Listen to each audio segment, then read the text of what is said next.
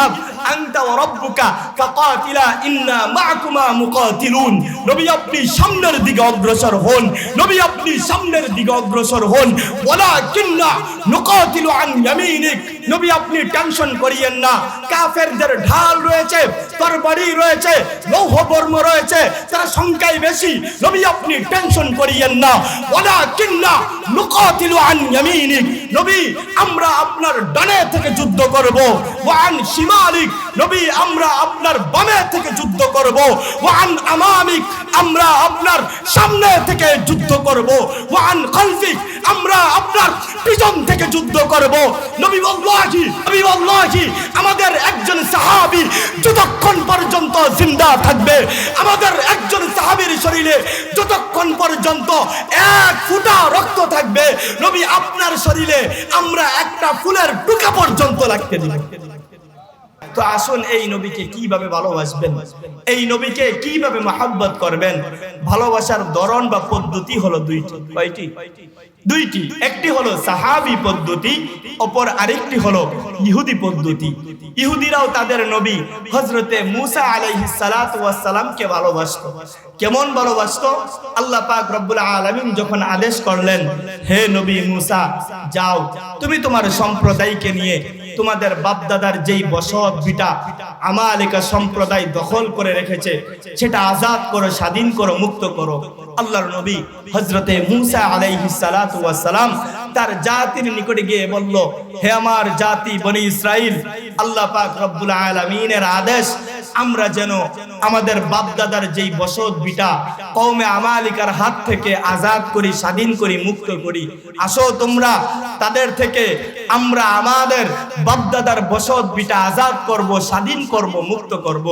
আল্লাহর নবী হযরতে মূসা নবী যখন এই কথা বললেন, তখন তার উম্মত বনি ইসরাইল কি জবাব দিল? ইযহাব আনতা ওয়া রাব্বুকা ফাকাতিলা ইন্না হাউনা কাঈদুন। হে নবী মূসা যাও তুমি আর তোমার আল্লাহ গিয়ে উদ্ধার করো, আমরা তোমার সাথে নাই। পড়ুন নাউযুবিল্লাহ। মূসা নবী জিজ্ঞাসা করলো, কিসের জন্য নাই তোমরা আমার সাথে? তখন তারা জবাব দিল, কারণ কওমে আমালিকা এমন এক দুর্দর্শ জাতি, কওমে আমালিকা এমন এক দুর্দর্শ জাতি, তাদের সাথে লড়াই করে আমরা টিকতে পারবো না, তাদের সাথে আমরা যুদ্ধ করে পেরে উঠবো না। এজন্যই যাও তুমি আর তোমার আল্লাহ গিয়ে লড়াই করো, আমরা তোমার সাথে নাই। পড়ুন নাউযুবিল্লাহ। এটা হলো এক প্রকার ভালোবাসা, যে নবী মিষ্টি খাওয়া লাগে আসি, নবী মিষ্টি, ফিন্নি, জিলাপি, আমিত্তি আর খিচুড়ি খাওয়া লাগবে আসি আপনার সাথে। ইসলামের যেই মধুর মধুর যেই জিনিসগুলো সেগুলো পালন করতে রাজি, হ্যাঁ।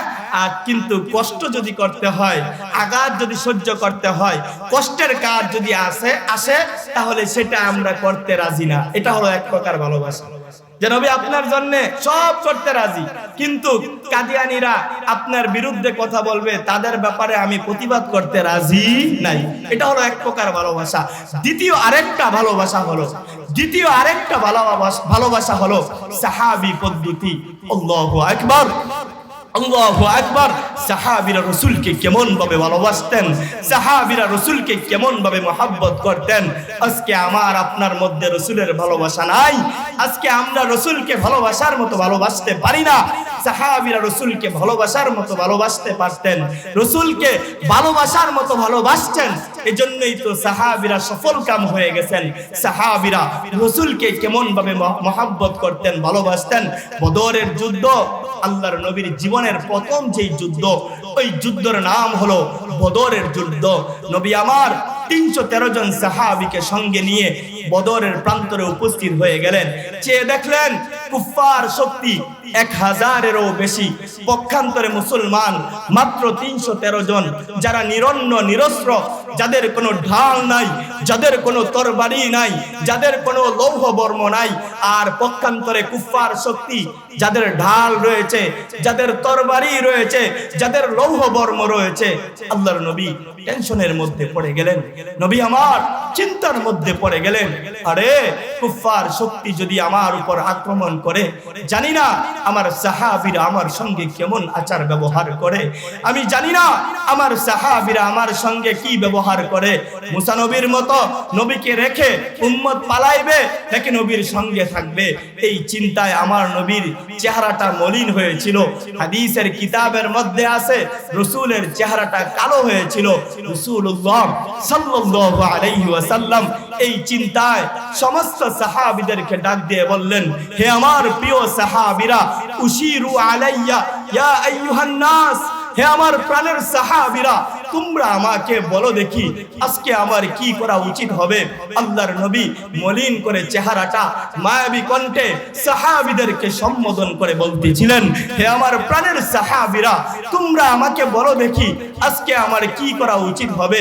আল্লাহর নবীর যখন এই মলিন চেহারা রাসূলের এক আশিক দেখলেন, ওই আশিকের নাম ছিল হযরতে মিকদাদ ইবনে আসওয়াদ রাদিয়াল্লাহু তাআলা আনহু, যখন দেখলেন সরকারে দু আলম নবী চিন্তাগ্রস্ত, যখন চেয়ে দেখলেন সরকারে দু আলম নবীর চেহারাটা মলিন হয়ে আছে, সঙ্গে সঙ্গে হযরতে মিকদাদ ইবনে আসওয়াদ রাদিয়াল্লাহু তাআলা আনহু দাঁড়ায় গেলেন এবং চিৎকার দিয়ে বললেন, ওয়াল্লাহ ওয়াল্লাহ লা নাকুলু লাকা কামা ক্বালাত বনু ইসরাঈল লিমূসা, নবী আল্লাহর জাত ও ইজ্জতের কসম, আমরা আপনাকে তেমনটা বলবো না যেমনটা বনি ইসরাইল তাদের নবী হযরতে মূসা নবীকে বলেছে।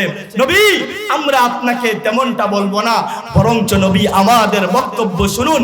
ইযহাব আনতা ওয়া রাব্বুকা ফাকাতিলা ইন্না মা'কুমা মুকাতিলুন, নবী আপনি সামনের দিকে অগ্রসর হন, নবী আপনি সামনের দিকে অগ্রসর হন।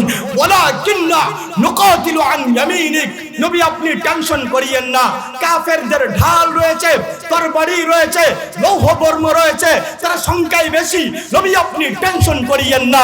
ওয়ালাকিন্না নুকাতিলু আন ইয়ামিনিক, নবী আমরা আপনার ডানে থেকে যুদ্ধ করব, ওয়া আন শিমালিক, নবী আমরা আপনার বামে থেকে যুদ্ধ করব, ওয়া আন আমামিক, আমরা আপনার সামনে থেকে যুদ্ধ করব, ওয়া আন খালফিক, আমরা আপনার পিছন থেকে যুদ্ধ করব। নবী ওয়াল্লাহি আমাদের একজন সাহাবী যতক্ষণ পর্যন্ত জিন্দা থাকবে, আমাদের একজন সাহাবীর শরীরে যতক্ষণ পর্যন্ত এক ফোঁটা রক্ত থাকবে, নবী আপনার শরীরে আমরা একটা ফুলের টুকা পর্যন্ত রাখতে দিব। নবী আমরা আপনার জন্য জীবন দিতে প্রস্তুত। নবী আমরা আপনার জন্য আমাদের বাবা মাকে সন্তান হারা করতে প্রস্তুত। নবী আপনার ভালোবাসায় আমরা আমাদের স্ত্রীদেরকে বিধবা করতে প্রস্তুত। নবী আপনার ভালোবাসায় আমরা যা যা করার প্রয়োজন আমরা সব করতে প্রস্তুত। কিন্তু নবী আমরা একজন সাহাবী জিন্দা থাকবো, আমাদের একজন সাহাবী জীবিত থাকবে আর আপনার শরীরে আঘাত লাগবে, এটা আমরা কোশ্চিন কালেও বরদাস্ত করব।